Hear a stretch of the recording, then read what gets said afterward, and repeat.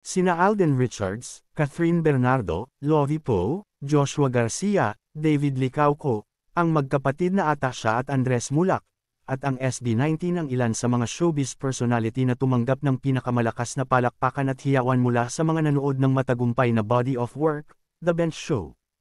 Ginanap ang Body of Work sa SM Mall of Asia Arena ngayong Biyernes ng gabi, ika-21 ng Marso taong 2025. The highlights: si Alden ang unang celebrity na lumabas sa entablado. Dumagundong ang malakas na tilkiyan ng mga tao sa loob ng SM Mall of Asia Arena nang maghubad siya ng pangitaas. Kung si Alden ang nagbukas ng Body of Work, si Catherine naman ang finale. Very confident ang kapamilya star nang rumampa siya ng solo.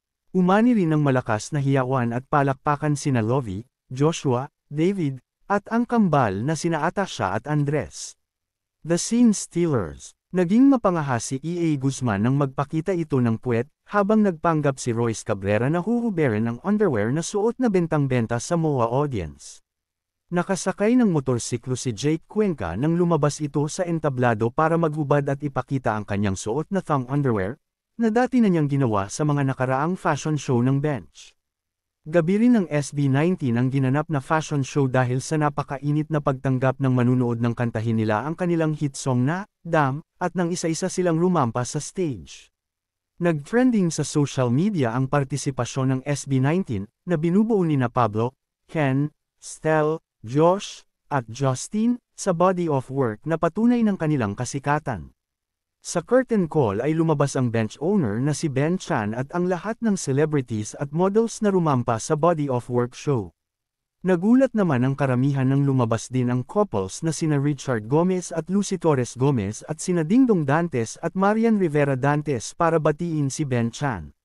Mapangahas din ang pagrampa ng isang aktor pero ipinagkanulo siya ng kanyang kumikembot at miinhing paglalakad. Nagmamantika ang katawan ng pulang araw aktor na si Jay Ortega dahil samobra ang body oil na kanyang inilagay. Bumagsak ang kumpiyansa sa sarili ng isang aktor habang naglalakad sa entablado dahil walang gaanong reaksyon ang mga tao, kahit nakalagay sa giant LED screen ang kanyang pangalan. Kung ginaya ng aktor ang mga eksena nina E.A. Guzman at Royce Cabrera, baka sakaling nakatanggap siya ng masigabong palakpakan na sukatan ng popularidad ng mga kalahok sa Body of Work. Supportive boyfriend ang basketball player na si Kai Soto sa kanyang girlfriend na si Rere Madrid. Nakasali rin sa ginanap na fashion show tulad ng kapatid niyang si Ruru Madrid.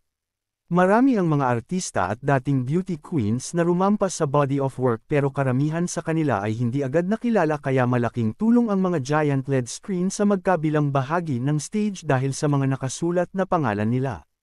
Para naman sa mga nanood ng live streaming, may mga nakalagay na card dyan sa bawat celebrity na rumarampa kaya nakilala ang mga ito.